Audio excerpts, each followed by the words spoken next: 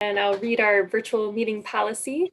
So this meeting is being conducted remotely pursuant to Executive Order 202.1 and related to federal, state, and local guidance relating to COVID-19 virus. Member staff and applicants are participating in a virtual meeting via Zoom. The virtual meeting is being live broadcast to the town's YouTube channel and is being recorded and will later be transcribed in accordance with Executive Order 202.1. For those participating tonight, please note there may be a 30-second delay between this meeting and the YouTube podcast. We ask that participants mute themselves when not speaking to reintroduce or reduce interference. And let's see here. The Conservation Advisory Committee is the Zoom meeting host and will admit participants and mute them and monitor the chat box accordingly. All right, and during the course of the meeting, in order to keep the broadcast and discussion clear, we'll call on people as we get to parts on the agenda. All right, so yeah, I'd like to call our second official meeting of the Conservation Advisory Council to order. And so with that, I think the next thing is the Pledge of Allegiance. All right, so I'll rise. Let's see. All right. I pledge allegiance to the flag of the United States of America. And to the republic for which it stands. One nation. One nation. Under God. Indivisible. Liberty and justice. Justice for all. All right, thanks everyone. Cool. And a roll call. So let's see. I guess I just usually call out the members. I'm still learning the ropes here. Let's see. So Jennifer Hickson. Here. All right. Victoria Nri. Here. Great. Adam Toby. Here. And Fred Hinson. Is not here, but he said that he might have to miss today. All right. And we have two staff from the town. Thanks for attending. So Megan Hart. And Hi, how are you? good. And Adam Yagelski. All right. Hello. Thanks, everyone. And then there's a CAC host account, which I'm guessing is one of us. Right? That would be me. Awesome. Thanks, Adam. Okay.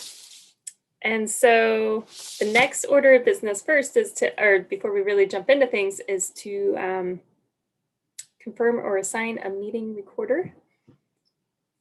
Oh, That's me. Hey. Yeah. Thanks, Victoria. Yeah. So I'm on board. I didn't look forward that much on the agenda if you wanted to assign the next meeting's recorder at this moment, or if you want to do that at the end of the meeting. Oh, good question. I guess should we just go ahead and assign just so we get it out of the way? Yeah. All right. Any takers? And I know we're missing one person. And Adam graciously did a whole bunch of the tech stuff. But it'll get you completely off the hook. But yeah, who would like to take meeting or notes next? I can take that on next time. All right. Thanks, Adam. Cool. Great. And then the second thing I have down on the agenda is approval and review of the meeting minutes from last time that Jennifer took. Were folks able to review those and have any corrections or additions or just kudos for good note taking? Look good to me. All right. So I guess Adam, Megan, maybe this is a town question. Do we usually just do like a first and a second approval of minutes? It's not a quorum, right? Someone makes a motion, and somebody seconds the motion, and then you go through and just confirm everybody's vote. It's typically how some of the meetings run. Perfect. Yeah, and the one other thing is members should probably abstain if they didn't attend the meeting. Okay. All right. Would anybody like to make a motion to approve the minutes? Yep, I would. Thanks, Adam. Any seconds? I'll second that. Great. And then I okay it as well. And Jennifer, you took the notes. Does the recorder also accept the minutes? All these Sure. I think it's just a vote at this Oh. point. Okay. All approve. Yay. All disapprove? Okay. All right, so I'll approve. I'll get the lingo down before too long. All right, let's see here. Great. Okay, so we want to kick it off with our discussion with our guest appearance today with Megan Hart with some website and IT needs. And I thought we could start out with maybe the simpler stuff, the file sharing and email access, and then we'll jump into the website stuff because that might be a more involved discussion, I'm guessing. Okay. So I just wanted to just get everyone's, yay or nay. Were you able to get into, was everyone able to get into their Outlook email? Yep. Awesome. Okay, great. And you probably saw like when I sent out the agenda, that was kind of like my first like endeavor into using that Outlook email address. I'm kind of transitioning and I'm CCing my Gmail just in case it doesn't work. I don't know. But just let me know when you're ready to transition to using that, or if you just, however you decide to do it, because I know email management is a huge challenge for anyone. So yeah, if you're ready to go into Outlook, then just let us know and then we'll start emailing that instead of your personal, or if you want to do both for a while, that's fine too. Oh, Jennifer, you have your hand up. I just put it up. What's the preference for on the part of the town? Is it preferable that we use the official email address? In which case, the preference is definitely the Outlook. That way, if there's any sensitive information or anything, town data or anything that's in there, if anybody was to leave or be terminated from any board, committee, or position, we can rescind the access right away. But if you had it in your personal, we wouldn't have as much ability to do that. There also comes down to a point too where if for some reason any board or anything was subject to a FOIL, if you're using your personal email, your personal email records could be subpoenaed if it got to that level. So I would always err on the side of caution and use your town email.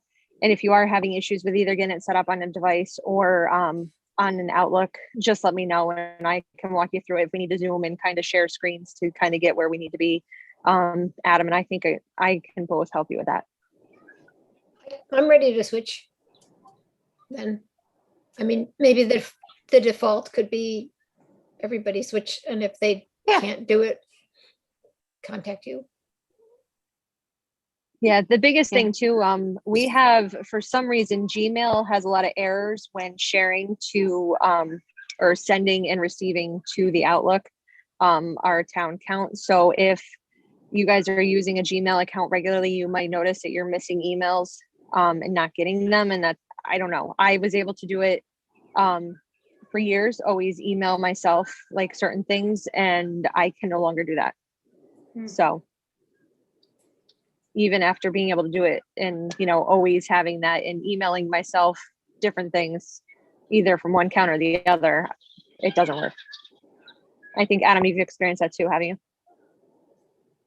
Yeah, some of the planning board members were missing emails or it was delayed, and so it's definitely more reliable, on the town's systems. All right, well, if that works for everyone, we can, going forward, just use everyone's town email address. And now that I say that, I don't know if I have everybody's, do I have everybody's town email address? I might not. Should be first letter of their first name and the last name. Okay, there weren't any weird exceptions to that or repeats or anything? Not in this group. There's a few random ones in town, but not in this group. Okay, and I can let Fred know that we're going to start doing that as well, and then we'll be using our East Greenbush email address from here on out. Great, thanks Megan for getting all those set up. That was great. And then we did have I guess kind of more email discussion at one point of possibly creating a generic account, like a conservation advisory committee, or maybe just CAC at eastgreenbush.org. So I'm just wondering, is that still, are we still thinking of doing that as well for like posting on the website?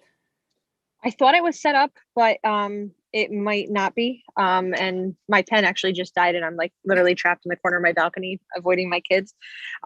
So I will remember that for the morning. I know that was one thing I was looking on the whole, like all the different list of accounts that I have, and I didn't see it on there, but I do remember requesting it. So I will go back through tomorrow and just verify or get it set up. So that way, and then I know we had kind of discussed either having one person kind of be the designee to answer it, or how you wanted to do it.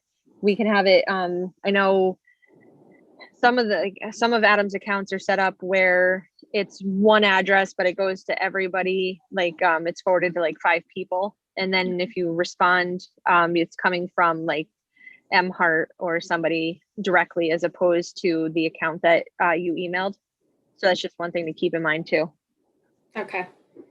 Does anybody have a preference, or do we need to decide that now? You don't I need guess- to, no, we can work on that and we can amend it as needed. Okay. All right. I mean, I'm guessing the traffic flow is going to be pretty slow at first. Yes. I'm trying to Alright. think back to the last conversation I had with them, and it might be that right now I think you might be the owner, but if it is set up, you're the owner, and then we were going to go from there, but I will double check. Okay. Is it easy to convert it to the other way? Like if I start out as the owner and then once email starts coming in, then if we decide to make the whole CAC parts of the, receiving the email, we can do that. Yes. Okay. Does that sound good to everyone? We'll just start out slow, and once it starts, Sounds once we're good. famous around town and all the emails coming in, we'll share the wealth. Yes, Jen. I think that when we were the NRIWG, that Victoria monitored that our email. And so I'm interested in what her experience was. Oh, we got like 3 emails over the course of like a year and a half. So, yeah. Okay. And if you have so it, watch out. if you have it set up so that it forwards, everybody will get it, and then you could just internally understand that this person is responding or responsible for responding, that type of stuff. So it might be a little more durable, setting it up that way. Mm,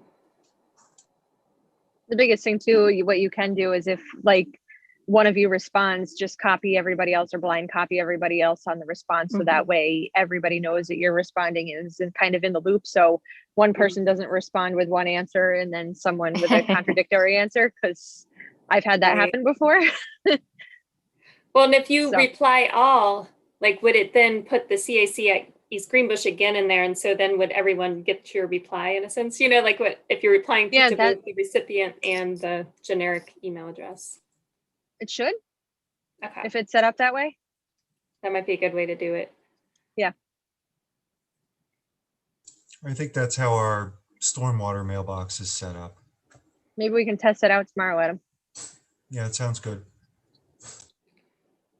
All right, great. And so, and we might cover it when we get down to the website stuff, but I noticed that there's the NRI at eastgreenbush.org website still out there. Like, would we want to disable that one or just kind of hide it at some point? I think Adam and I had talked about kind of copying some of that content over, depending on what you guys wanted to do. We didn't want to disable anything before we knew Oh. if there's any content that we wanted to take. Sorry. And I'm sorry, I meant that I didn't clarify, like just the email address. Oh, Like okay. just the NRI at eastgreenbush.org. yeah, that way you can disable. Okay, If Victoria said you only got 3 emails within 18 months, it's probably just easier to just disable it. Yeah. great. All right, any more, well, that all sounds good. I think we kind of have a plan. Any comments or questions about email addresses? And if you think of anything or have questions, you guys can email or text me.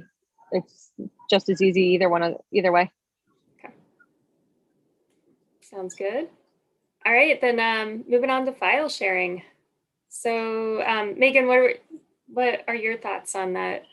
So I had emailed you earlier that the town was going with OneDrive, and then I asked what the status was and if we could get that moving. And I got the response that for cost effectiveness, we're going to stick with Google Drive. So I was like, oh, well, thanks for the update.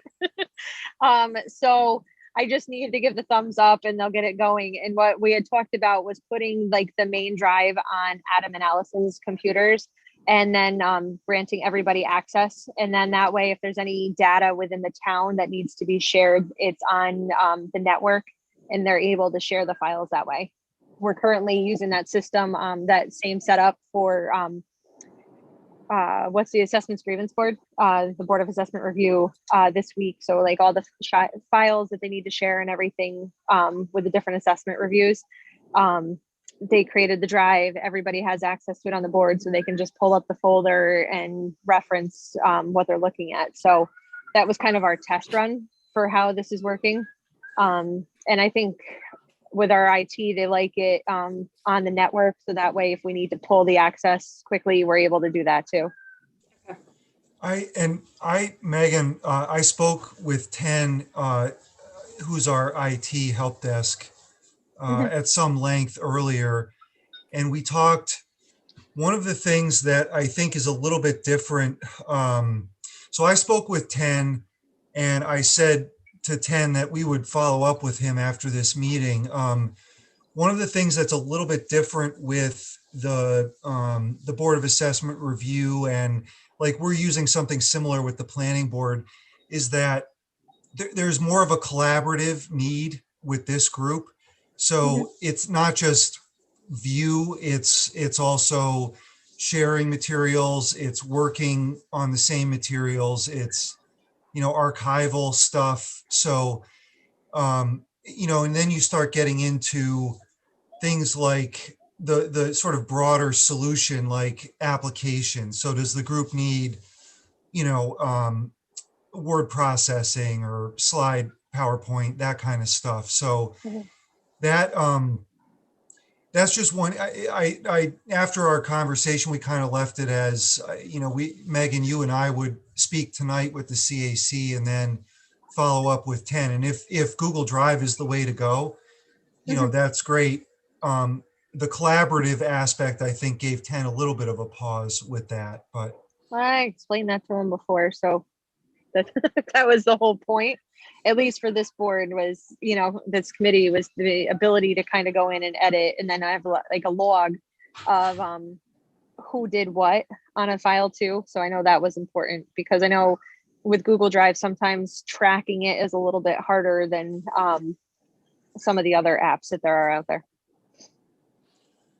the other, one other kind of policy question was, and it's, you guys probably talked through this too, is in terms of the CAC data, even though the members and the group are not town staff and they're not on site, whether or not it would be considered town, quote unquote town data, and essentially need a copy backed up, for various reasons. Yeah, I think the hard part is being that the board's like appointed by the board, makes them a part of the town construction, like the town makeup and the hierarchy. So that's one thing to take into consideration. But I mean, we could talk that over with Dave too. So that policy question, I think, might affect some of the back end work that 10 would need to do with, and Megan, with the interface between the cloud system. Because I guess what would need to happen is when there was a change in the cloud system, that would need to be pulled down to the town's system and stored, because that's what happens with, town data for stuff that you're just, there's multiple copies, and like if you're just sharing a file, that's a little bit different because the definitive source is still on the town system. So And I think the hard part came with this, if there's any changes in the board or the consistency, the makeup of the board, then, who has the primary ownership? Like right now, Jennifer has it. And then say she decided to move on after 2 years or so on, how does it transfer? Especially if she's primary owner. And I think that was one of the initial reasons for having it be based out of town hall, was so that way we had the control and we can assign kind of who's part of it, kind of assign and take away as needed. That was the initial discussion that we had talked about, but I mean, this is so preliminary that we could test out, say we test out Google Drive and it could work for 6 months and all of a sudden it's not enough and we need to look at, an alternative solution. I think it's really going to be trial and error until we figure out exactly what you guys are going to be doing and what kind of access you're going to need, and how much interaction with different, with the planning and zoning department, or even like the parks department, maybe for some of the different things going on there, what you guys need.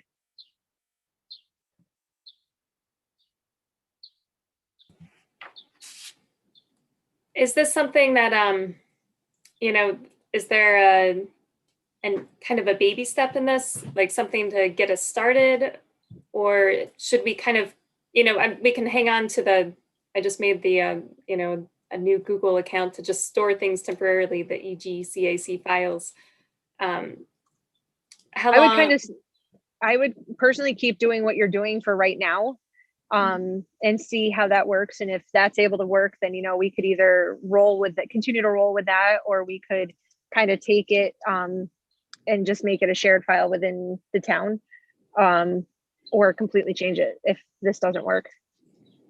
So were you thinking that if we go the Google Drive route, it would be actually a Google Drive, like through the town's account, right? Like not this kind of podunk one, but it'll be, it'll be officially through town. Okay.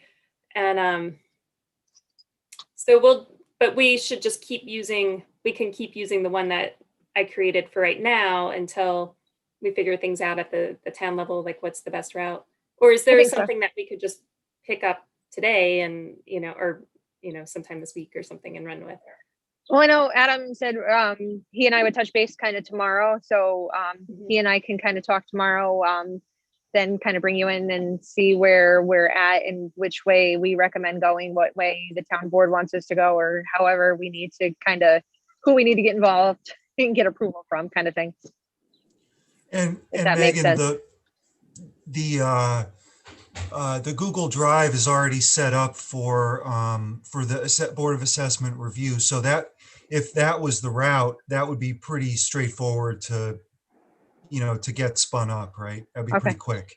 Yeah. See, I didn't even know that they went with Google Drive. Nobody updated me on that one. So that was originally supposed to be OneDrive, but I know they were having some difficulties. But like I said, nobody kind of updated me on going a different direction until I just got that email today. So I'll have to look into that tomorrow. All right. Well, we will just, we'll carry on until we get direction from you guys. We're pretty easygoing about it. We'll shift gears as you learn more and figure out a good home for us. Yeah, this is kind of a first for us. We've learned a lot with, change of technology and COVID and everything, but you guys are really one of the first boards really active. I wasn't involved in any NRI stuff, but, kind of think they have high hopes to kind of take this and just make it bigger. So we just have to try and figure out the best way to make that happen. Sounds good. All right. So just a question for the meantime, because I know there's some tech savvy folks on this call. So if I had this new EGCAC files Gmail account, is there a way that I can just share the whole drive with everyone on, or do I have to just share the password, which I'm fine with too. Like I can just share the account itself or share the whole drive editing. You should be able to create a folder in there and then you can share the folder, give permissions to everybody. Okay. All right. I can do that. And if I do that through, I know Google gets kind of weird sometimes when you share things to a non-Google email account, should I share that to everyone's Gmail and not their If every, Outlook? yeah, if everybody has Gmail, we'll probably just start that way, and then Okay. we'll kind of go with the flow for now. It is tricky because I know even with the files that I have shared with our IT, they use my personal Gmail account also. So, and I think I have like 6 different Gmail accounts at this point between work and personal. So, it's fun to keep them all separated and everything, but it seems to work best, I think, Gmail to Gmail. And I think that's why even with like the YouTube channel, getting the rights to that, you have to use the Gmail account Mhm. for that also. Didn't Right. we find that out, Adam, that nobody, like, we haven't been able to connect anybody's town account, that we've had to use personal Gmails? Yeah, I think that, I don't think we have any non-Gmail on Yeah. the, yeah. All right. Great. So I guess that's, I don't know, Victoria, did you get that action item for me is to share account this or a folder within this temporary Google Drive with everyone? Great, thank you. Because I know I will forget. Great. All right. Anything else on file sharing for now? I think that's it for me until Adam and I kind of walk through it and talk to IT more, Sounds good. All right. and then we'll And- report back. All right. One other IT thing I just wanted to touch on was the Zoom and the live streaming. And I just wanted to thank Adam and Adam Y for getting us set up and Adam T for taking over the reins of Zooming and live streaming. It made my life a lot less stressful. Thank you. And I'm grateful too if it's one less board that I have to do it for. Right. Great. All right. So now we can jump into the fun stuff of the website. So, you know, currently we have the Natural Resources Working Group page that it's a subpage underneath the board and committees. And there also is a Natural Resources Inventory webpage under Planning and Zoning. So, you know, just thinking like, you know, what's kind of our general structure that we have to work with? You know, like where, like, would we be a subpage under boards and committees, or, you know, did you guys have a town plan on where to put us on the webpage? It'll probably be set up the same way. Okay. We were originally just going to change the name on one, but the address would literally still be the same, so that won't work. So we are working on getting that updated. We just wanted to wait and kind of have the meeting, find out who's going to do it, so I can spend time with whoever's going to kind of manage that, and almost kind of do like a Zoom. What I did during the peak of COVID, I did a webinar or a Zoom kind of shared screen kind of thing. So I was able to kind of like walk people through, and everybody found that pretty helpful because they were actually able to see and like walk through it with me.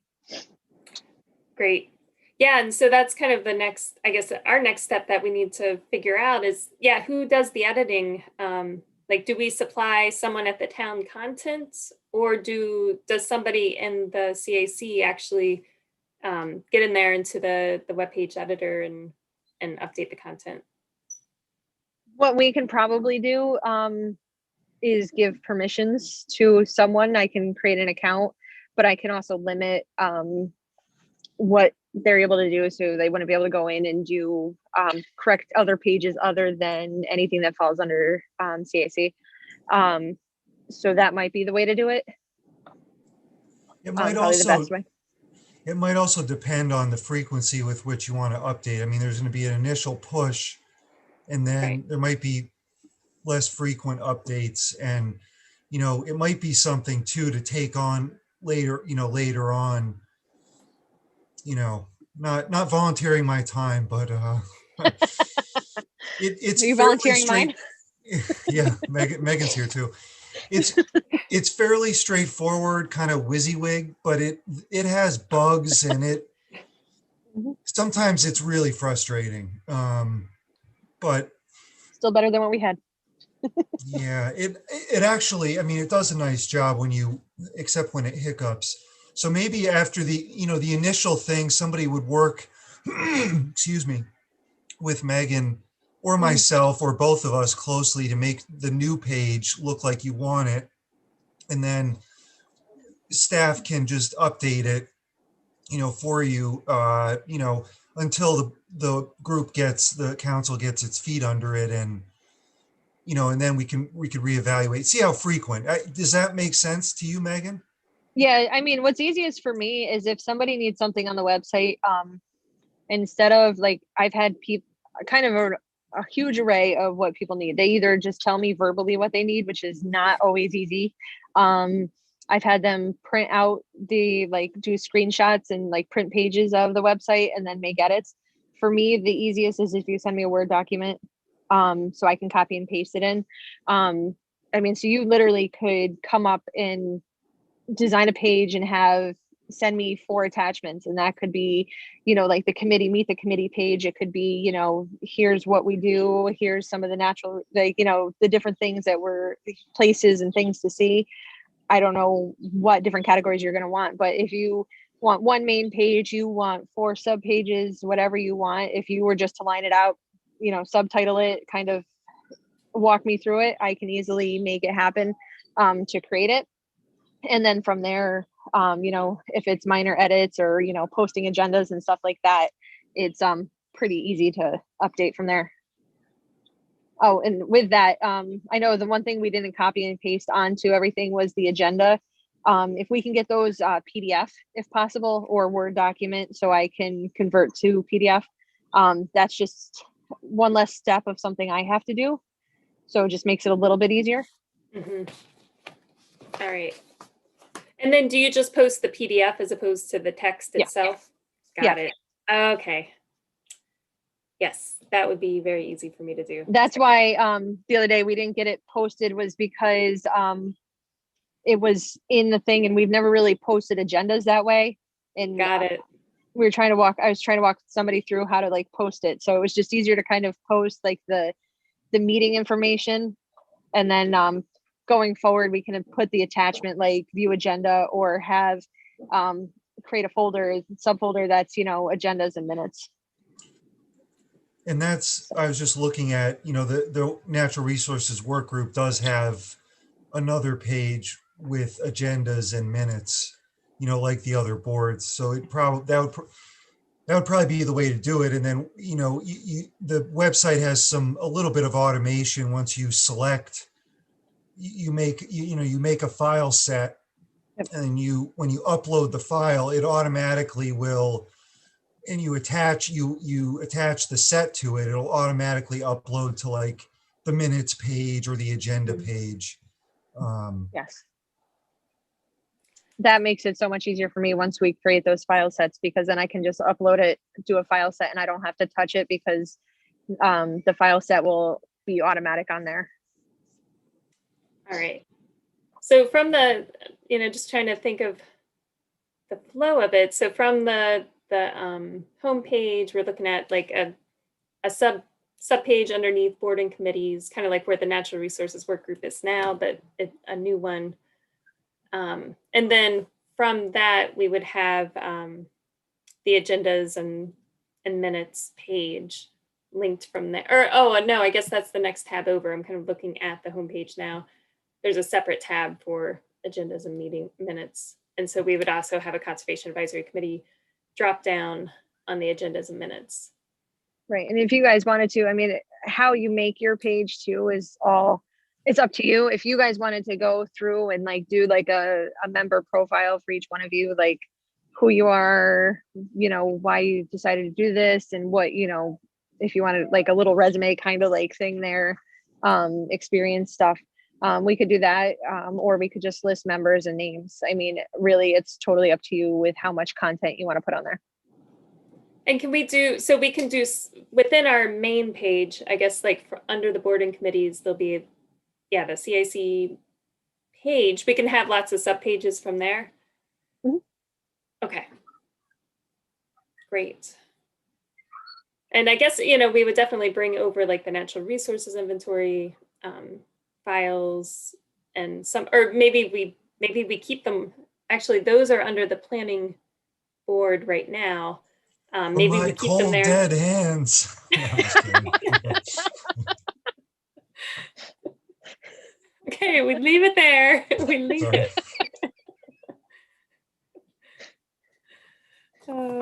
I think That I was think great, the, Adam.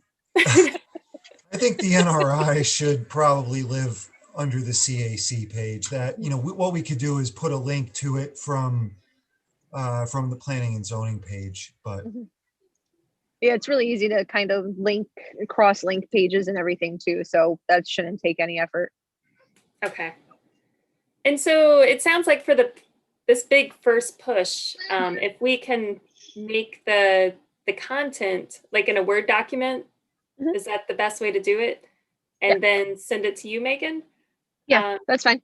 And then you can post that, and we'll have like separate Word documents for separate subpages if there are any, and have the links in there as well.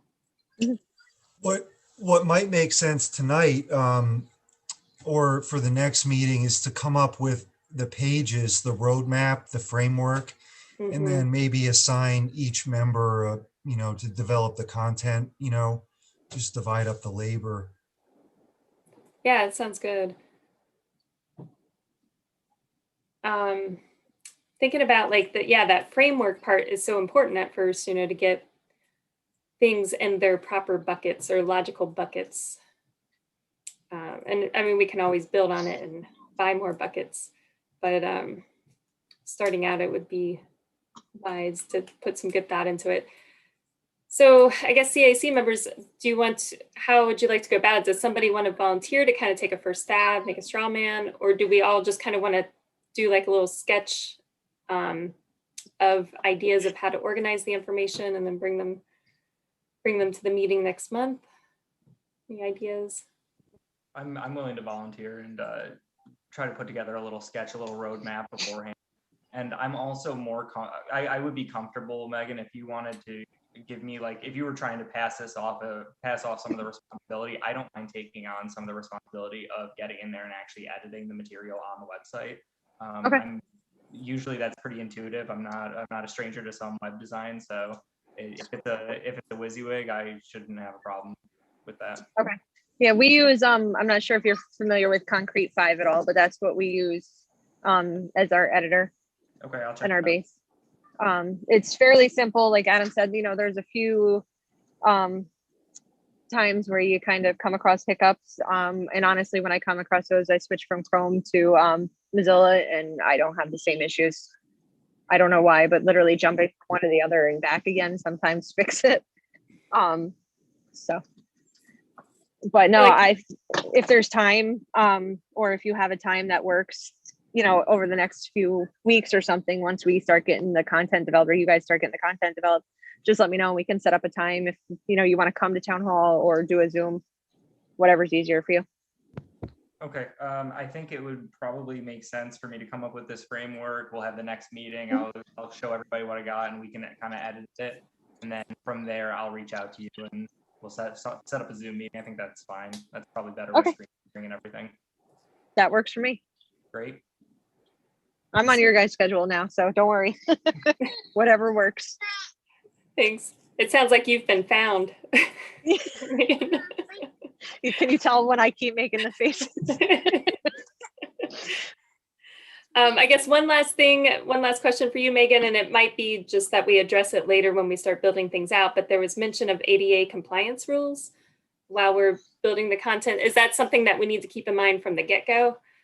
No, it's pretty simple. I mean, it's simple and not simple at the same time. I mean, it's how we do address links and stuff like that. So once, like, if I go through everything with Adam, I can kind of show him that, you know, this is kind of how we typically do it, you know, to make sure the links are covered, because they don't like basically like say, to view this, click here, and then have like the actual hyperlink. I kind of, you know, to view the agenda, and I like highlight the agenda and make that the hyperlink. So that way it's just, you know, people that are either hard of sight, or depending on what they're using, their functionality is with the site, it allows them to be user friendly and kind of walk them through it. Okay. I'm still learning a lot about it too. So it's a relatively newer thing as Mm. far as the websites go. So we're still learning it and modifying everything. So Okay. not a big stressor right now. Okay, great. We'll kind of address that when we start getting to building some content and get Yes. back to it. All right.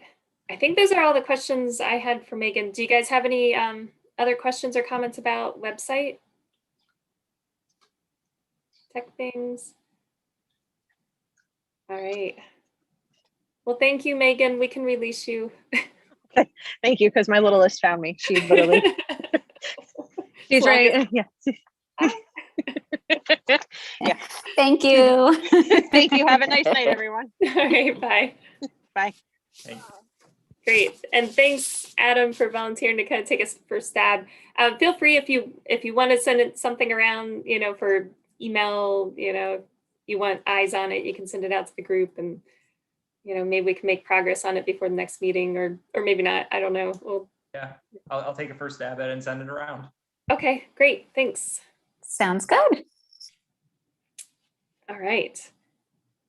Okay, so that was like the first big chunk of the meeting. And the next thing that we had to discuss is the project review process. I have a feeling this will be an evolving conversation, over many meetings, and we'll probably come up with what we think is a great system, and then we'll try it out and we'll make a lot of modifications. But it's something that's really important because that's one of the purposes of the CAC is to delve into some of the development projects and make recommendations based on our, conservation background and knowledge. So we do have that folder of files that we've accumulated so far, mostly from like the Hudson River Estuary Program. They have some great, resources that they put together along with Hudsonia. I did attend that wetlands mapping webinar a couple weeks ago, and they gave a good tour of the natural resources mapper that's hosted on the DEC site. And that seems really like it'll be a really great resource to have. A lot of our layers, for our natural resources inventory are, we took them from there essentially, just clipped them to Town of East Greenbush. And so we can, I know we don't have our NRI yet on some type of interactive GIS platform. And so this seems like a good, for now, like this is something that we can totally use as we're reviewing projects to get access to some of those layers, like in a, just more interactive fashion.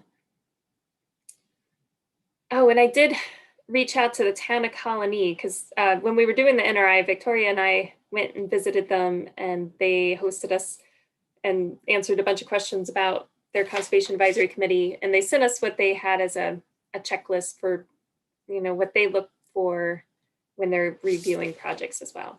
They are very interested in trees, I could tell from their documents. All right, so I don't know, I don't really have a detailed plan on how to tackle this discussion, but I guess I can kind of throw it out to the group. Any thoughts, maybe as you're going through these different resources, anything that jumps out as you as might be good places to start?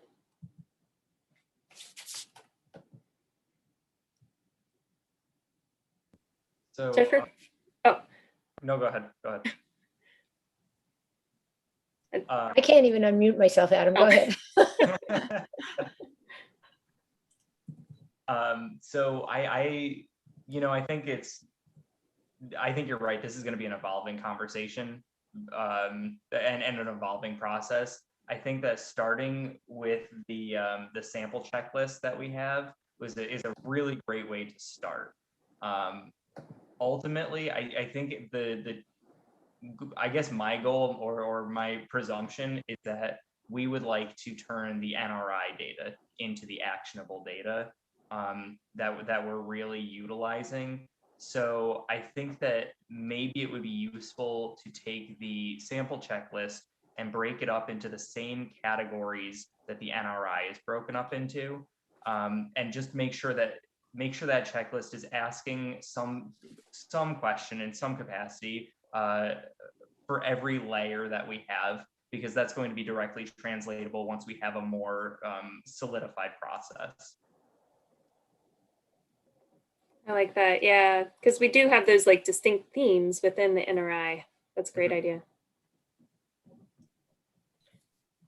Yeah, that's a good idea. And it might be helpful, at least in the beginning, as we're diving in, to kind of like organize the checklist like that, and also put notes on like specific sites to be aware of, like, oh, we know this stream already is, you know, a spawning stream, and things like that, as we just get more familiar with both the process and the data that we have. That's a great idea. Yeah. All right, Jennifer. Are there any projects already in the works or coming up that we should be paying attention to? Because it seems like the fastest way to refine our process is to actually apply it to something. So I just wonder what the timeline is. And, you know, what, is there a project currently being considered that we need to try to apply our process to? It's great if there isn't. I mean, that gives us more time, but I don't know that there are any pressing projects right now. Most of what we have is already kind of in flight. And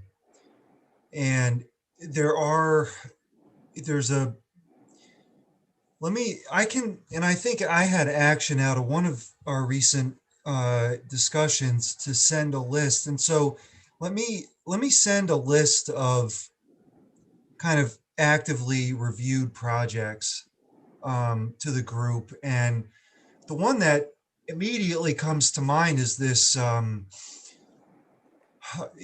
9 acres of solar panels off of Best Road. It's about a 26-acre site or something. It's in front of the ZBA tomorrow night. So it's going to be at the Red Barn. There's a question about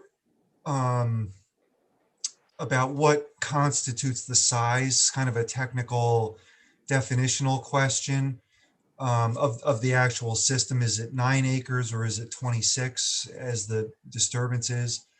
And then there's the planning there. If they go forward, under state environmental quality review process, most likely the planning board will take the role of lead agency. And so that one, the reason I mentioned that one is it's kind of unique in terms of we haven't done solar projects like that. It's industrial scale solar, utility scale, but also because it's at kind of the beginning of the process. So even if it doesn't go anywhere, it might be a good kind of exercise for the group. And it's kind of, at this point, it's kind of, it's going to, if it continues, however the town handles this is going to be a landmark, because the current solar law basically says that utility scale projects are 2.5 acres or less. And my understanding is that anything less than like 10, 20 acres for utility scale solar is just inviable financially. A lot has to do with the incentives from the state. So, it's kind of important. Yeah. Adam, what's the current land use of this spot? Shoot. It's either land use. It's forested. There's a horse farm, I think, on it. If you Google it, I forget the address. But yeah, it's forested. It probably was farmed at one point, and there's a portion of the property that is farmed. There's an adjacent utility corridor, right, like you would expect, with some transmission lines. But it's low density residential. Yeah, that sounds like a good one to jump into, or at least, kind of start, even if we're not necessarily called on to provide input or not, kind of go through the process ourselves of how we would evaluate something like this. And if it goes through seeker, I at this point, I would say that, the CAC is an interested agency anytime we coordinate, whether it's planning, zoning, or town board. So you guys would, it might be good preparation because I think you would get that coordinated review letter, from us, Mhm. from the board, probably the planning board. Okay. Is this, you said that there's a zoning board meeting tomorrow about that? Yes. They, to catch you up, the applicant over Zoom, the public hearing was, I think, 2 cycles ago, so about a month ago. The applicant unfortunately was ill and they weren't able to present. So this is going to be the first time it'll be in person at, I think at Town Hall. The first time the applicant is addressing the board about the project, and then some of these procedural and kind of definition, technical matters. So should be So at it's not Town even Hall. sure, really, like they have to go through zoning first to determine if that's even a viable option. And then if it is, then they would go through the planning board. Yeah, well, so the way it works is I think it's greater than 10 acres of land disturbance. So it's a type 1 action under seeker, which requires a coordinated review, which means that the ZBA must coordinate with other agencies. And if the other agencies say, well, they need to be issued this permit from us, then their input, they're sort of part of the process. So this requires a special use permit from the planning board. So you're right. So they could choose to basically, but the ZBA is the, don't pass go, don't collect kind of hurdle. But for the ZBA to render any decision, they have to dispense with seeker, which means they have to broaden the review and basically do all the stuff that you have to do in front of the planning board anyway for a special use permit. So it's up to them in terms of how they want to sequence their applications and stuff. And that's going to be a decision I think they'll come to after this meeting. But they could do it sequentially or kind of in parallel. And you said that this meeting's in person. Are they still going to record it? Yeah, it should be on town hall streams. So yeah, Because I'm thinking, it'd be great if somebody could attend, or if it's being recorded, if somebody could watch the recording of that portion of it. I'm not sure. That's a Megan question in terms of the recordings. I don't know that platform, very well. So let me, that's a Megan question. But I'm pretty sure it's going to be recorded. Okay. Did you say it was at Town Hall or at the Red Barn? Town Hall, yeah. Is it Town Hall tomorrow? At what time? They start at 7:30. Is anyone interested in attending or able to? I'm interested. I'm not sure I'm able to. I'm not able to tomorrow. Yeah, I'm out tomorrow as well. Is it just show up? Is it a public meeting? Yeah. Okay. I'll try, but Okay. I can't promise. Recording would be great. Yeah, if you could just send us an email, Adam, tomorrow once you hear back from Megan. I'm going to text Megan right now. Oh, cool. Okay.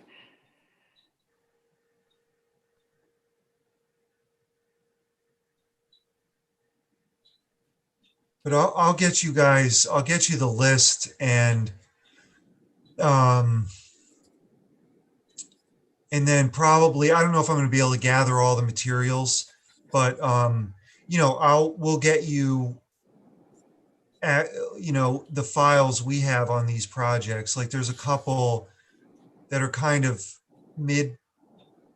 mid-flight that, it's still not too late, but it's kind of, stuff's already kind of under review and designs are in progress. So you could take a look at all what constitutes the application and the seeker record and all that. So we'll get you all that stuff. That may come in like 2 different slugs of like an email and then a bunch of Google Drive links or something. All right. Or I could give you the permissions for that new Google Drive and you could plop it there. We could upload it there, yeah, or Yeah. yeah. The only hesitation is that some of that stuff is going to be out there on our drive already, and it might just be a little bit of duplication on Allison's part, you know. Yeah, I hear you. Whatever's easiest. Can she give us links? She gives us links to something on a Google Drive. Can't we see it? That's what I'm thinking. Yeah. Yeah, okay. Great.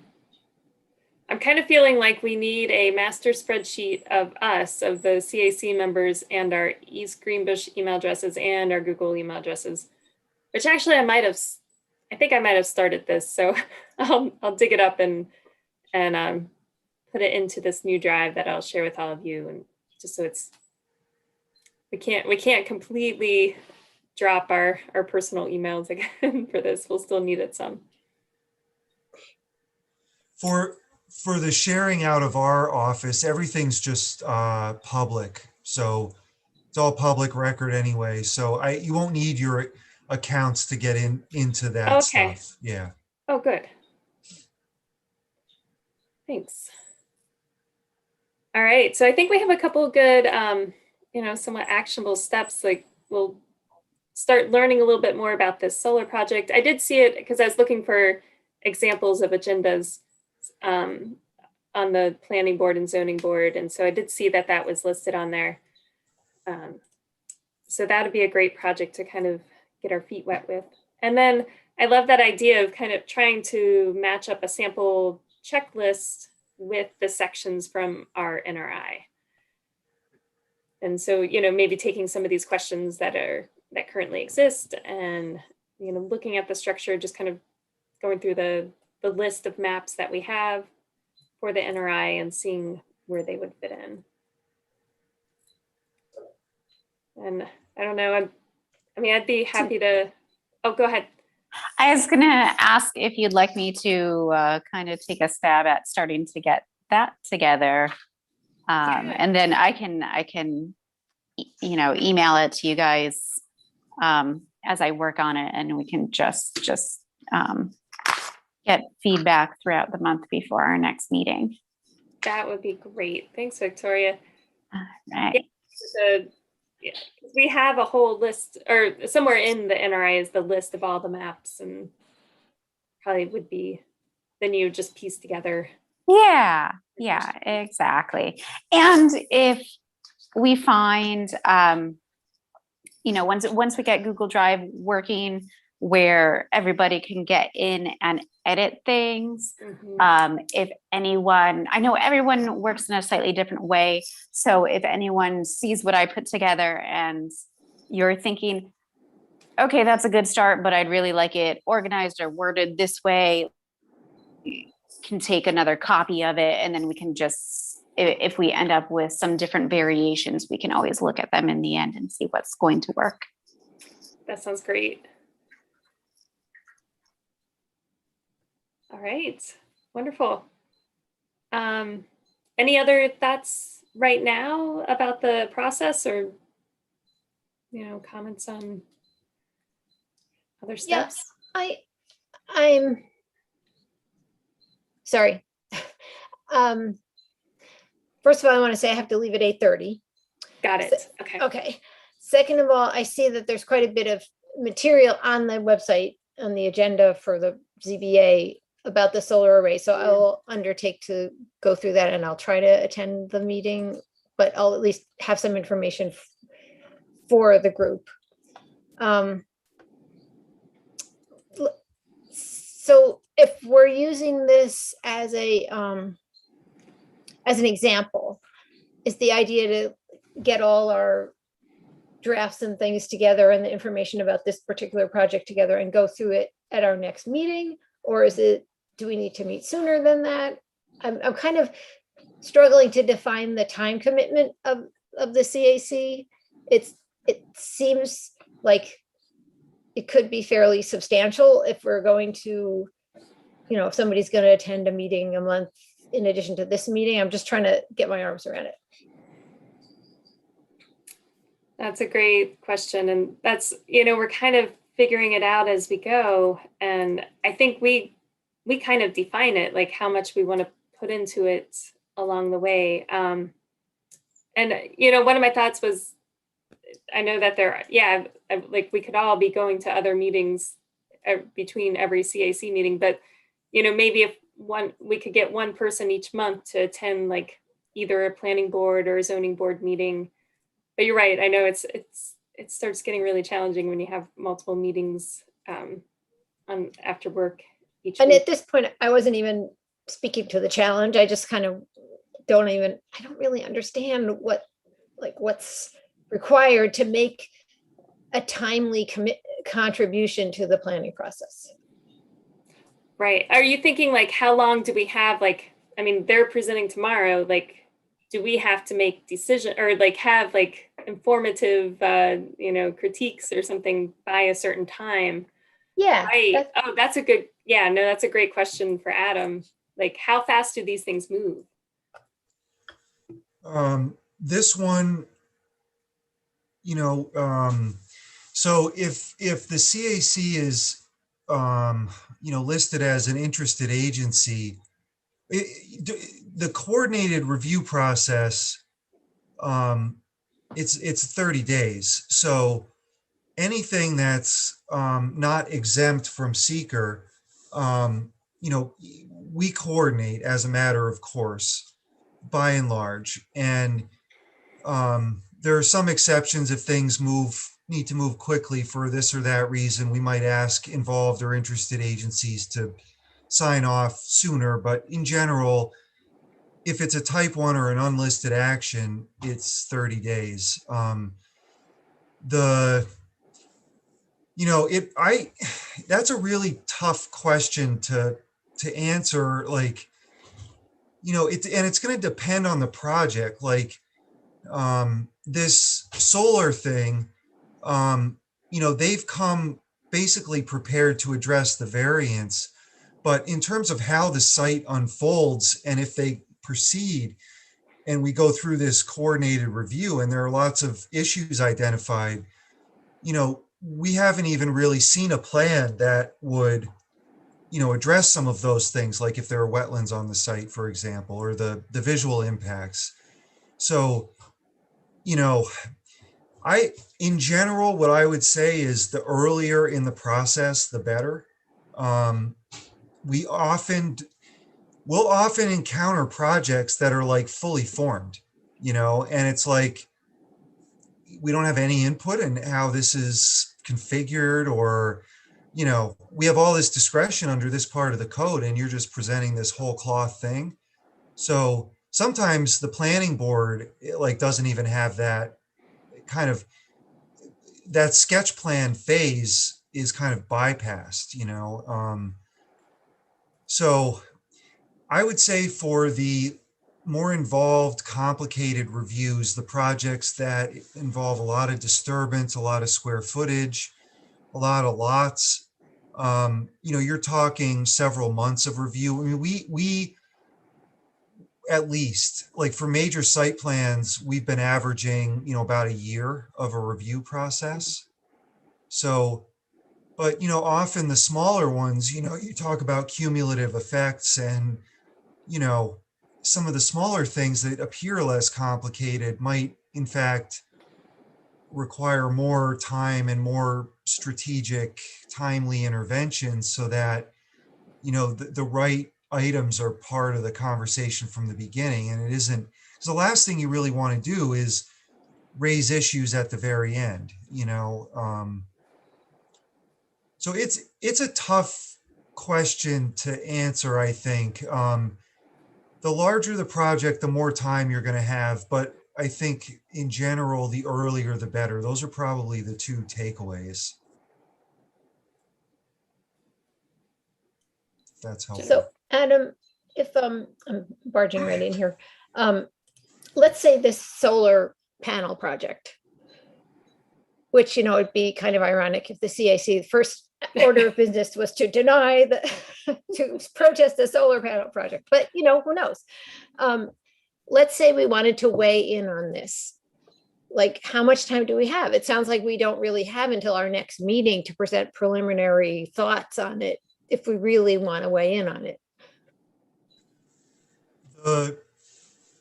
So I would say, no, you have until your next, I mean, if they proceed with this, it's going to be several months of a process.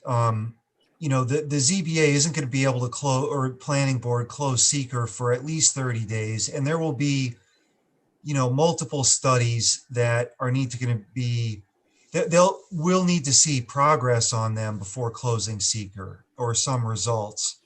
Wetland delineations, that type of stuff, you know.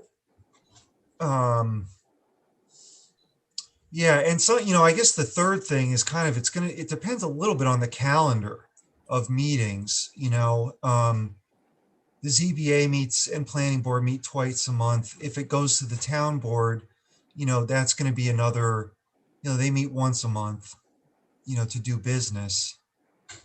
So, yeah, it's, you guys will get familiar with where things are in the process, but yeah, I would say, Jennifer, you're probably kind of, to influence in the early stages, you know, this, in the solar project, you probably want to weigh in soon, but I still think 30 days is, you know, before you'll have time before your next meeting, I think. Okay, so if we gather information and think more about our plan and feel compelled to comment on this project, we can decide all that at the next meeting and still have time. Is that what you're saying? Yeah, I think the only thing that might occur is, if the ZBA, if they proceed and the planning board, the ZBA starts the coordinated review, and the planning board basically says, we want to be lead agency. You guys might want to respond, you know, have somebody respond quickly to say, you know, yeah, of course we don't contest you being lead agency. And here, you know, we'll be sending comments within the next whatever days, you know. So you'll have that standing to present comments. And yeah, that one's not just going to kind of get turned around in 30 days, you know.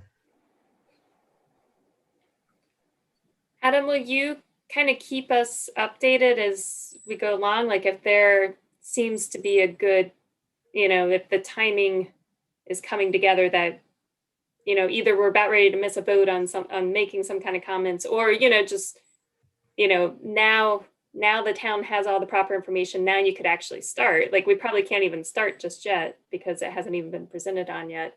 You know, just kind of keep us in abreast of what the status is and when you think would be a good time for us to start looking into it and making comments and suggestions.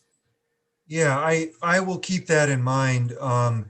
We will make sure for new projects to coordinate with you guys. And I think, you know, I'll make sure you guys get copied on the ZBA, the project review team, and the planning board agendas. Those are a little bit logically out of order, but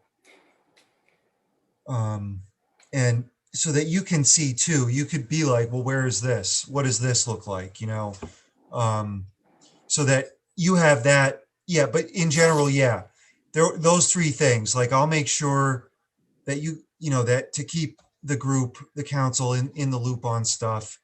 Make sure you get those agendas, and then make sure you get, you know, coordinated review letters when it's an unlisted or type 1 action. Great. All right, thanks. Yeah, and you know, if you see a meeting popping up that there's definitely something on it that one of us should be at, feel free to send us an email and say, hey, I'd recommend, if possible, somebody can go to this meeting, or, at least go to the live streaming if that's how it's being formatted. Okay, yep. Great, thanks. All right, so we have a couple of steps that we're going to go through with the how we're defining our process.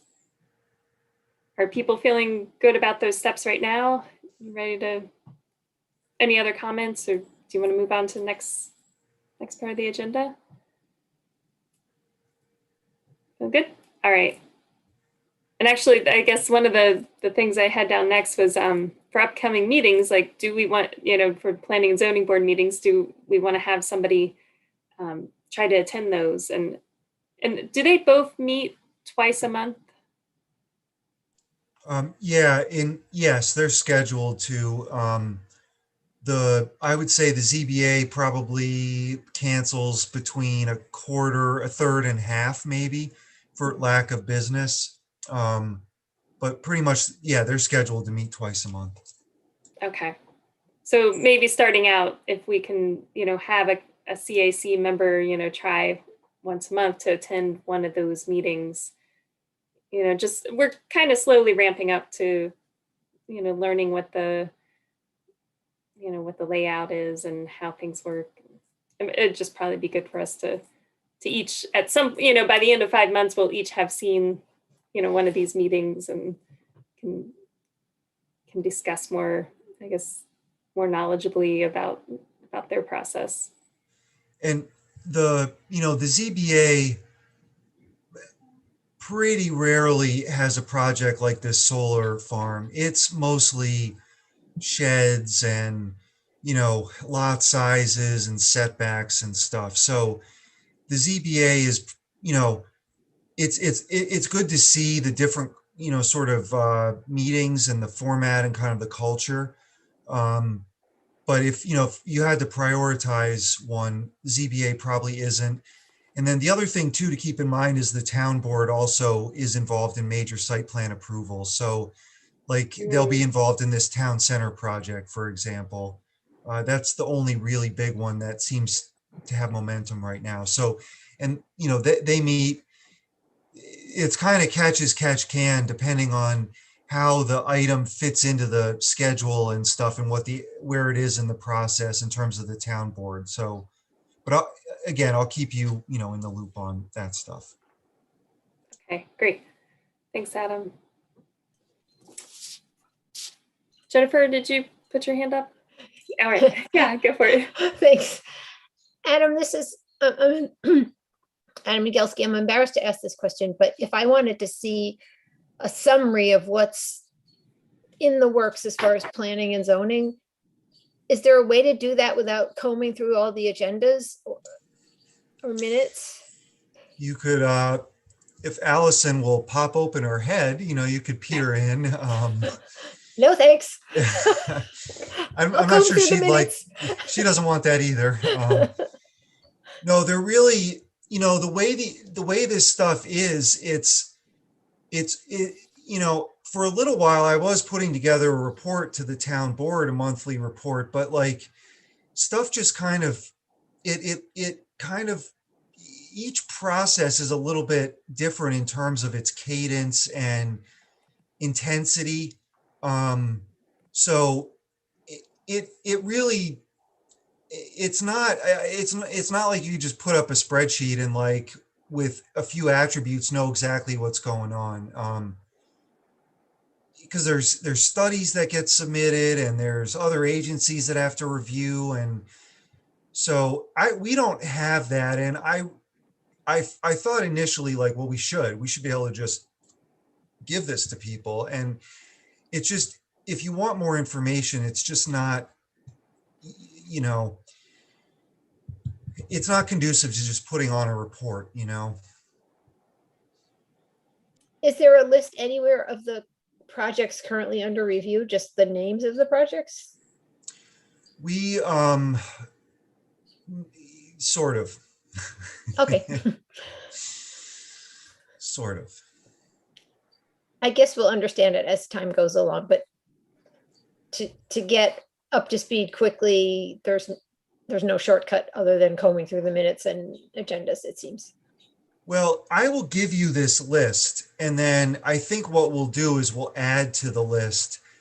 The volume isn't that great either. I mean, it's not, it's a lot, you know, and it's a lot to do a good job with, but it's not like there's an unlimited, you know, population of projects. You know, we do, I think, about a dozen, maybe 20 reviews a year, and most of those are not major site plans and major subdivisions. So on that front, it's manageable. And once you guys have that initial list and where it is, we can sort of work from there. And maybe as things change, you know, we can use that email or whatever as an update, you know. Thanks. All right. Okay, and then another question was just for the next CAC meeting. I know that some of the boards are going to in-person meetings, and I just wanted to see how this group feels. And we can go either way. We can, for like next month's meeting, do we want to try to meet in person, or do we want to continue on with the virtual format? And I guess, Adam, if there's any town rules or anything, like, I don't know, like, I mean, if there comes a point where they're doing away with the virtual formats, then I guess then we'll know what we need to do. Is there still the option? I guess is that. I think the answer is yes. Until I would presume that's the case until you hear otherwise, and I will ask Jack that tomorrow.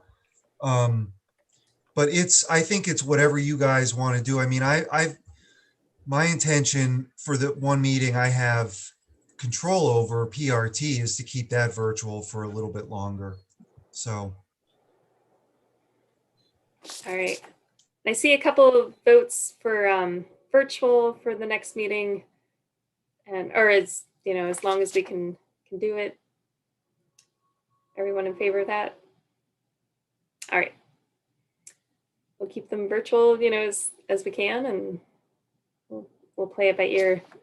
I'm sure the town will let us know when when we need to reconvene. All right. I know we're running low on time, so I wanted to kind of get through a couple of other things like that running list of items, and I've kind of added some other things that have, you know, come up since I've put the agenda out.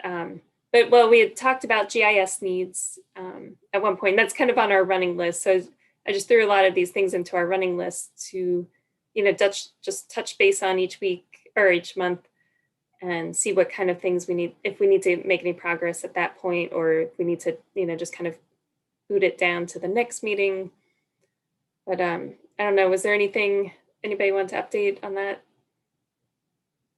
Yeah, I can update us. So I took a look at QGIS. I'll share my screen so you guys can kind of see, and I'll make this relatively brief. Everybody can see okay? Yeah.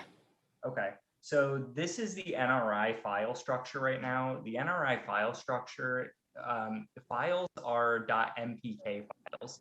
And I think that stands for map pack, if I'm not mistaken, but I'm not a GIS expert. But that is ArcGIS. That is their ArcGIS file. Now, what can be done with these? And you can unzip them essentially, treat them as like a zip file or something, and it opens them up, so it's no longer proprietary to ArcGIS. And inside the folders, you can actually find some of the data. So what I've managed to take these ArcGIS files and move them into QGIS with this method. It is it's not the most intuitive, but what I'm going to show you guys is more or less a hello world proof of concept for what I've been thinking. So this is QGIS, and right now I've loaded on the soil here, and it doesn't look at all like our basic soils map because none of the attributes have been color coded yet. So it would take some level of construction to replicate these files. However, what is useful about QGIS that I found is that because it's open source, what you're looking at in the background is the OpenStreetMap file that you can download with QGIS, and then QGIS also allows for an OpenStreetMap plugin to do an address search. So right now I have it searching for Town Hall, and if I double click, we can zoom right into Town Hall. The structure's highlighted. But more importantly here, what I can do is, where's my info button? There it is. I can go ahead and select the soil layer or the area that the soil that has soil information. And on the side of the screen, you can see the attributes. So we can see that it's well drained. We can see that it's non-hydric. So we can start to look at those attributes. And like I said, this is really a very, very preliminary proof of concept.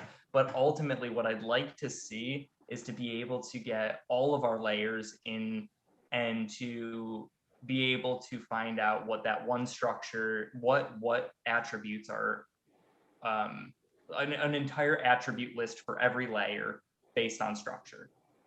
And I think that would be kind of the data basis for creating a report. So, we could go to a planning board meeting, and the second they give us an address, we would be able to punch it in and say, here's a list of all of the natural resource inventory attributes for that specific address. And I think that's where we can kind of make the rubber meet the road.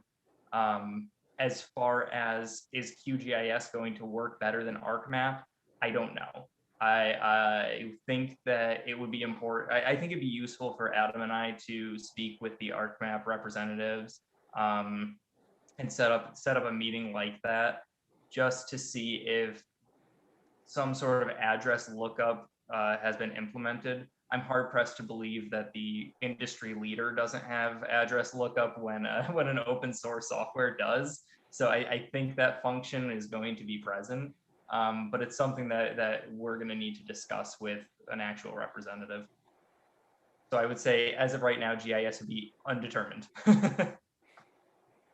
Got it. Wow, this is impressive though. And is this something that, you obviously have, a lot of good technical skills to like set this up and get it running. Is it something that could potentially be replicated for people who are less tech savvy than you? Like, would the other members of the CAC be able to kind of replicate your setup here with QGIS so that we'd be able to also run this as well? Yeah, ultimately, I have not fully thought through. I have some big picture ideas where I like QGIS because it's free and open source, and I like the idea of being able to create a methodology that we could export to other CACs that have NRIs.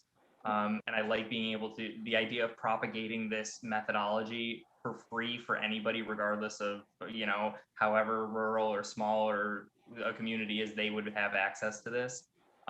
Whereas ArcMap, there is a financial barrier, and that has crossed my mind.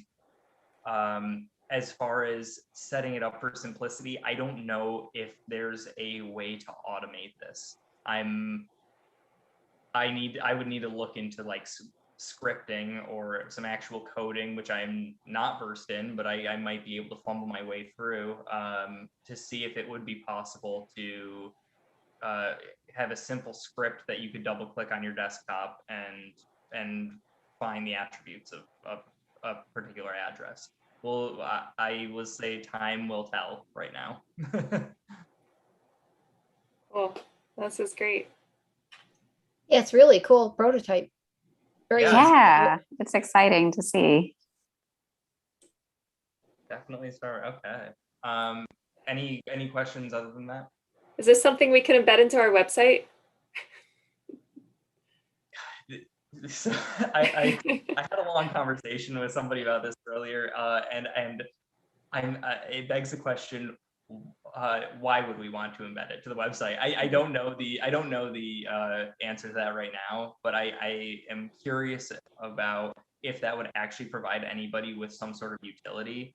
I think what most people are going to be interested in are the reports that we can generate with this material, because it's going to be a lot more friendly to the layperson and digestible. I also don't know if QGIS can be embedded. I'm not even gonna guess right now. I know ArcMap would be able to. The question is what would be the benefit of being able to provide that, other than being a viewer for the camera? Right. One benefit is that, you know, the development community has the same information that the CAC does, so they can go on there and in their planning process, you know, very early. You know, the other thing too that occurs is like, Esri has these story maps, and you can go on and sort of tell a story about the water resources in East Greenbush, or, you know, figure out what watershed you're in, or where the big forests are, that type of stuff. But I think having the developer see the same thing is a benefit. Okay. Can you have that by next week, next meeting, Adam T? Yeah, I'll get that right up. Okay. Yeah, that shouldn't be a problem. Almost done.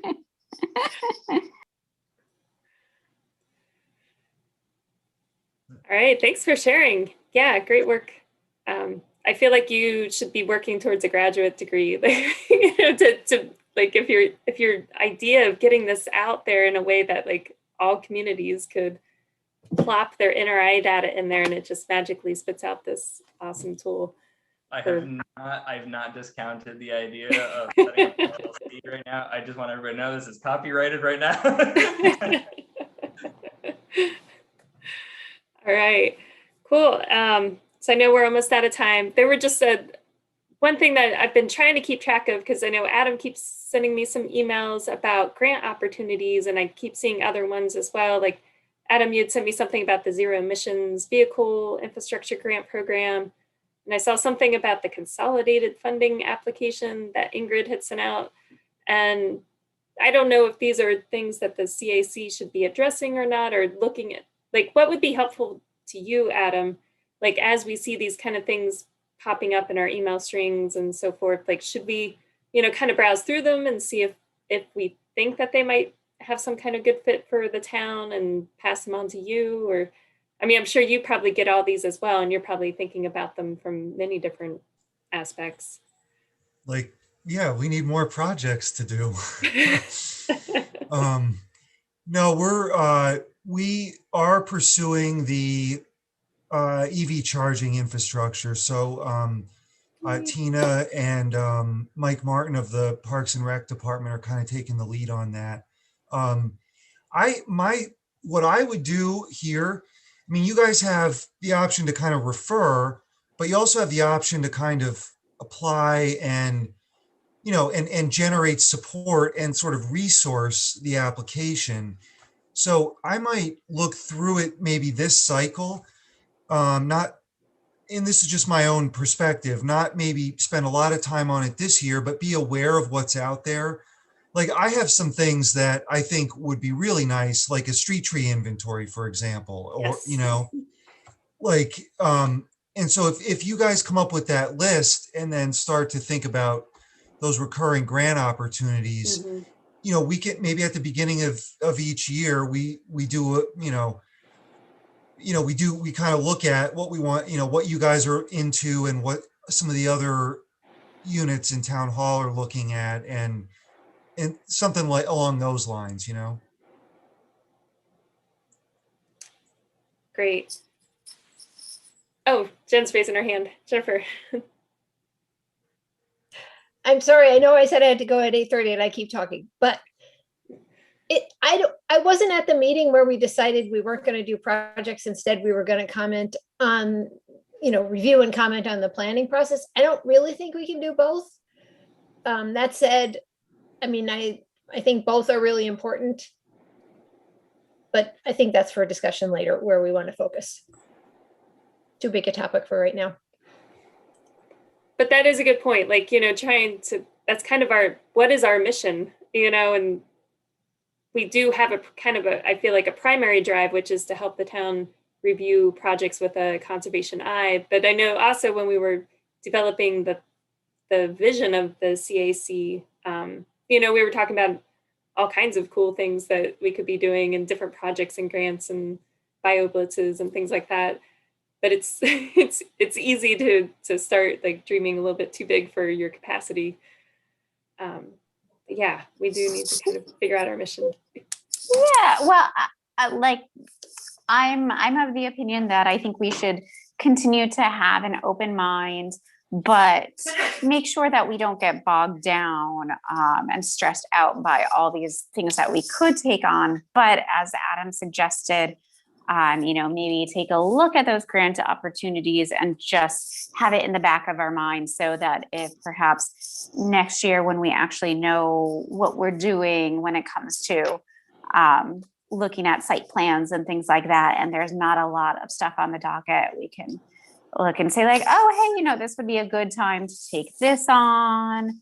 But Jennifer, you made a really good point that we also have to make sure that we don't try and take on too much. But I think having that open mind and just knowing when to say, this is what we're focusing on currently, instead of having to worry about like way in the future, forever and a day kind of thing. One thing too, also just to, you guys can, grant writing is something that, there's never sirens on this road.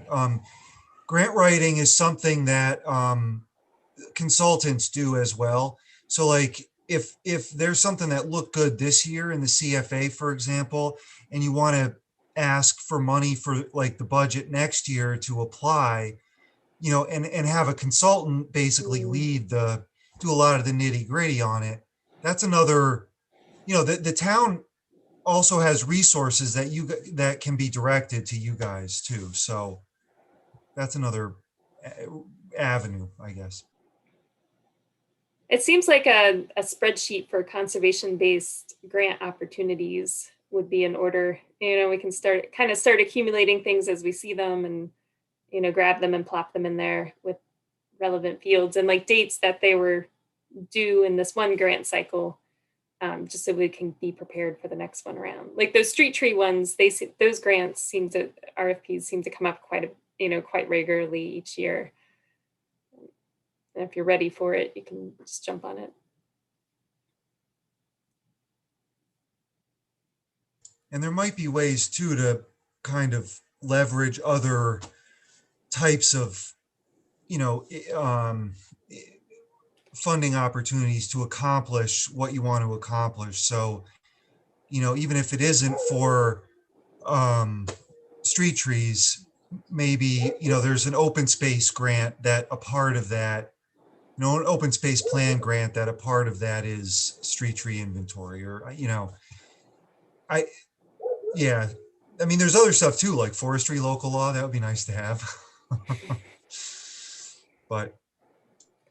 Well, and I keep thinking now that, the state has spent so much money on bike paths, and the one through our town, there might be other funding structures that come about for connectors to those, and start thinking about, how could we connect more schools to that bike path or, things like that. And so kind of keeping that in the back of our heads as well. Yeah, that's a good idea. That's going to be a push too. So we're already looking at Lakeshore Drive, making that a one-way. There should be a public hearing next month on that and a presentation. So that, there will be, I think, that's something that we could use all the help we can get. Yeah. And I remember when we had met with Colony, they actually mentioned that a lot of their budget that they use for their CAC, they actually use it towards doing like an Arbor Day tree giveaway. And because they do that, and they also, I think, split the cost doing some plantings in town as well. But because they take that on, they're able to be like the Tree City USA designation.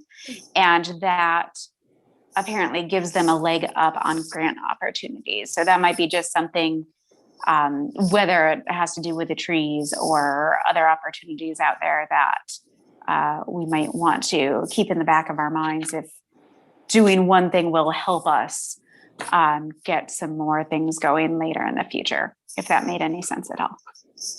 Yeah, I think it's similar probably with that Climate Smart Communities program, right? Like if you get like Oh, yeah, platinum that's right. level or gold level, Yeah. you're Yes, yeah. you're eligible for more grant money and more Yeah, projects that's for right. Adam to coordinate. Oh, just what he wants.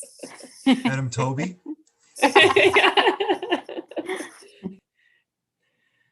All right, guys. So we are a little over 8:30. Any other big things that we want to discuss for tonight, or putting on the agenda for next month? I think we will always have an infinite list. So that I like this idea of having this running list of items that we touch on when we can. All right. Any public comments from all of our visitors? All right. And so Victoria, you have the notes. Do we want to review action items or just send that around? How do you want to do that? I can send it around. I can look quickly and see. I know the first one that I had for you was sharing the Google Drive. Mhm. That was the big thing. I like started everything here. I know I'll be working on the checklist matching with the NRI. Adam Yagelski will send out an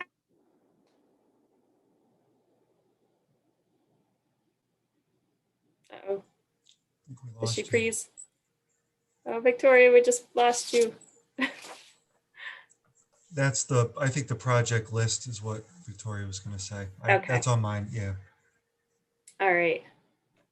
I think that's a sign that we've hit the end of the meeting.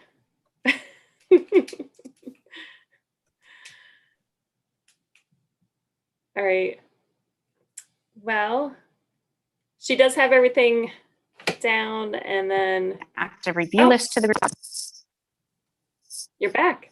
Are you back? Oh, apparently, am I back now? Did I just go through everything and then nobody could hear me? We figured it was a sign. Oh, no, you're gone again. Quick, adjourn. I know. All right, guys. Okay. Do we have to do a call to adjourn, or do I just say adjourn and that's it? Oh, well, when's the next meeting though, actually? Oh, when's the next meeting? Yes. That will be June 28th. So the fourth Monday of the month at 7 o'clock. Okay. Well, Oh, no. am I back now? You are back now. But we decided we're not going to test the pause internet spaces gods are anymore. hilarious. The action shots. Yeah. All right. Well, so I'll just send out all the minutes and highlight the action items that I Okay. have, and then All right. just correct me with anything. Yeah, sure. And then you can put the next meeting is June 28th. June 28th. Okay, wonderful. All right, great. All right. Have a good night. You too. Meeting's adjourned. Thank you. Bye, guys.